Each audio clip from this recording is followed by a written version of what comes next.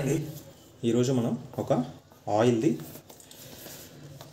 Store చేసుకునే దానికైతే ఒకటి తెచ్చుకున్నాం. బట్ కానీ ఇది నాకు నీడ్ లేదు.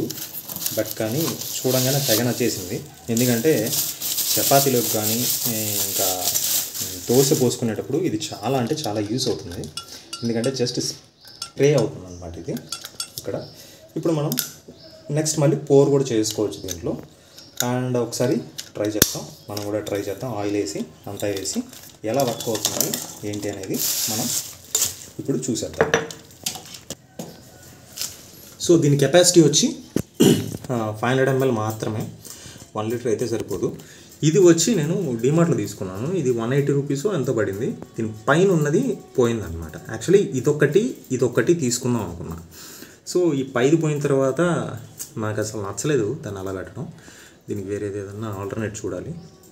సో మొత్తం మనమైతే ఫుల్ ఆయిల్ పోసేద్దాం. పోసేసి ఒకసారి ట్రై చేద్దాం. 1/2 లీటర్. నెక్స్ట్ ఇంకోటి నాకు స్టోర్ చేసుకునేదానికి 1 లీటర్ ప్యాకెట్ ఆయిల్ అయితే దీంట్లో అయితే 1 లీటర్. ఫస్ట్ దీన్ని ఫిల్ చేసి తర్వాత దాన్ని ఫిల్ చేసుకుంటాను. సో ఒక్కసారి ట్రై చేద్దాం. కానీ మీరు చేయాల్సింది ఏంటి అంటే దీంట్లో ఆయిల్ పోర్ చేసినప్పుడు మీరు ఇంకోటి ఉంటే చూసారా, మామూలుగా ఫ్రై చేసుకున్న తర్వాత ఆయిల్ అంతా దీంట్లోకి వేయకూడదు. వేసిన తర్వాత వేసారు అంటే మాత్రం అక్కడ మొత్తం అంతా జామ్ అయిపోతుంది.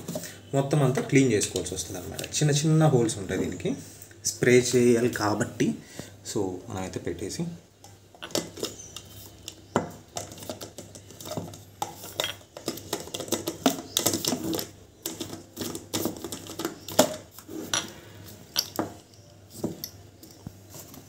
సో మనం ఆ కాయిన్ దాంట్లోనే ఇంకో దాంట్లోనే పోర్ చేద్దాం.